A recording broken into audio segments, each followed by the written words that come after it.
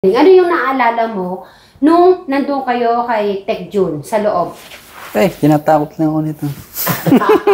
Yun na nga, ano yung naalala mo na tinatakot? Ano yung memorable mo doon na hindi mo makalimutan? Ganito kasi yan, nagkuhan. Sunod kasi siya ng sunod kahit saan. Yan. Sa kwarto, sa CR, sa kahit saan. Bakit ka naman kasi nagpapakita naman, Madam Jolay? Kaya nga kalulubang ligaw eh. So yung napili kong pagpakitaan para matulungan nga ako. Hindi mo makakalimutan na nagawa mo kay Madam Jolay? Biglang nasampal ko siya. Kasi naman siya, piling pakita. Nagulat ka ba? Nagulat ka ba? Natutulog ka na. Ano ba naman kasi naman ginawa mo, Madam Jolan? Kasi kailangan ko siyang takutin kasi nga nagpapakita ko lagi sa kanya. Kaya hanggang sa pagtulog niya, tinumulto ko siya. Okay. So, maliban kay Madam Jolan, so nakita mo nandun si Tech June at saka si Kuya Tekram mo. So, ano yung feeling na pinapanood ka ni Kuya Tekram mo na talagang siya amazed na amazed sa'yo? Anong pakiramdam mo yung araw na yon? Nakapokus kasi ako sa unko kaya natatakot ako. Nakapokus siya. Nakapokus ka sa drama-drama nyo.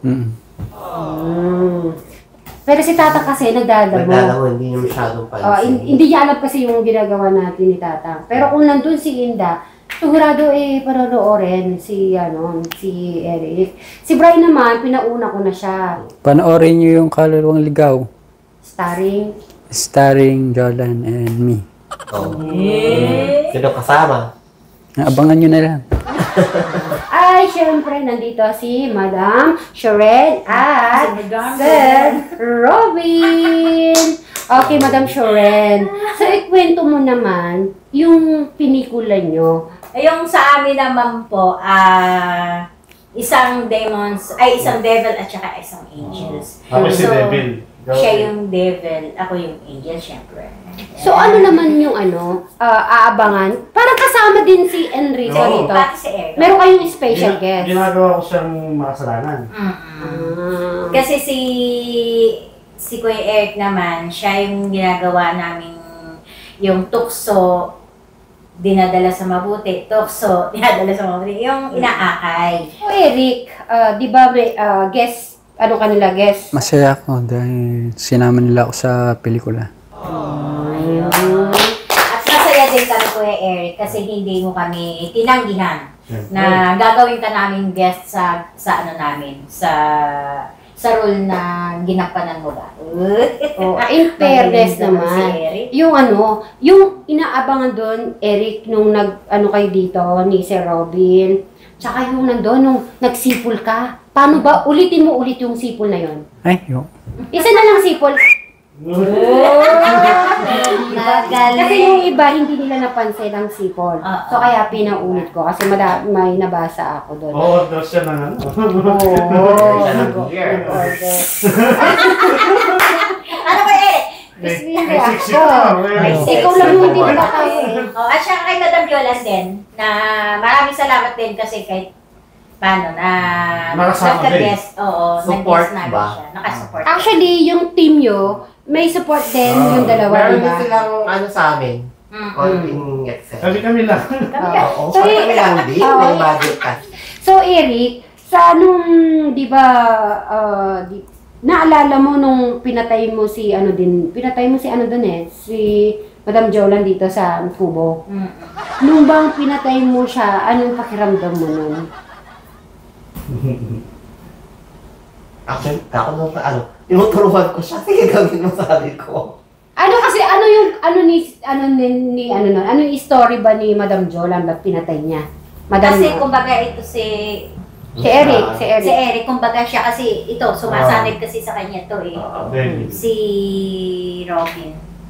Sinasaniban siya, kaya ginawa niya yun kay magawa niyang pumatay.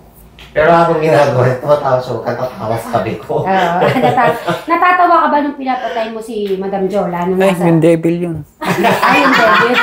Sumanib sa kanya. Sumama na siya sa nagsundo sa kanya ng angel. sumama na siya. Iniwan na niyang tuluyan yung kasamaan. At syempre, si Madam Sharon, talagang effort din po yung pagsusuot niya, yung angel talaga. In-order pa Angel po costume. yan. Angel na may pakpang din yung nakakalitan. Oo. Di ba? Yung effort lang po niya, doon ko rin nakita. Isa-isa, bawat isa, individual, yung nakita ko na effort, ipinakita po nila yung kanilang talent, bawat isa sa kanila. Kaya, yung effort din namin, pumunta pa kami sa Manila, pero ginawa rin naman po namin yung best namin talaga. Yung pagpunta sa Manila, tapos naghanap po kami ng horror na place para talaga matakot namin ang mga viewers. Ang problema, kami yung natakot. Ha? Kayo natakot? Bakit? Ba't kayo natakot? Si Bray tatlong ano siya, nightmare yung isa, darkness yung isa, yung isa naman parang school. Oo, school. Okay, kung si Eric ang mananalo sa 8,000, anong gagawin niya? Pag nanalo ka, trip mo kami ha. Sasalokin ko na. Ay, grabe ka! Sa'yo lang ng 8,000. Kapagod-pagod ko dun, ha? Nasampal ako, ano ko lahat. Naman si Madam Sharon at Sir Robin, ano naman gagawin niyo kung kayo ang papalara na manalo na 8,000 pesos? Or Siyempre. more than? Siyempre, pagka kami nanalo, aba, kayo lahat, i-trip namin. Oh, shit! Saan mo kami lilibre?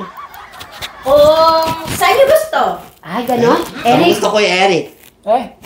Ano na naman? Ay! Sasolo. Ay, solo. Ay, magsasolo pala. Kayo naman, kung kayo mapapalarin manalo, ang gagawin niyo? Bray.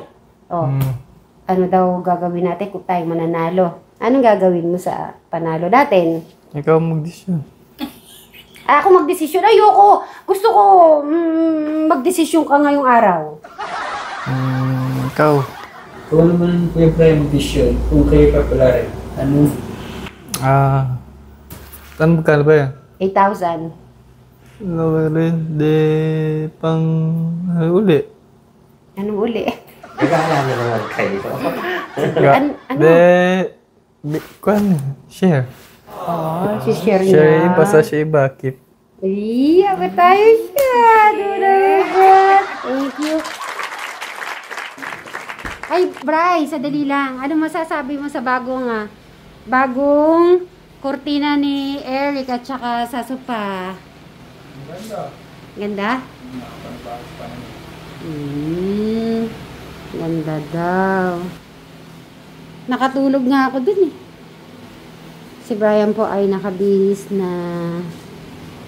papunta po kami sa Cabo Santo. Okay. Si Crystal, sama rin? Pag hindi ko din alam kung mag-aano si Crystal. Pero sinabihan na namin siya. Buko juice. Tingnan niyo po ang sikat ng araw.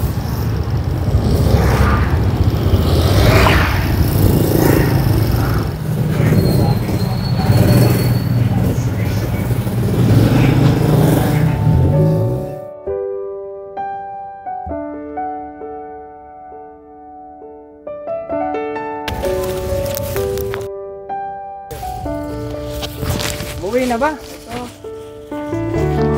Saan tayo dadaan?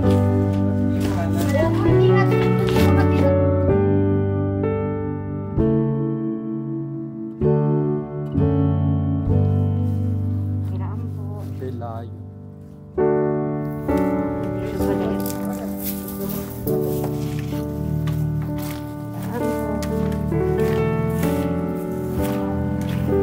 Dali, panisin mo.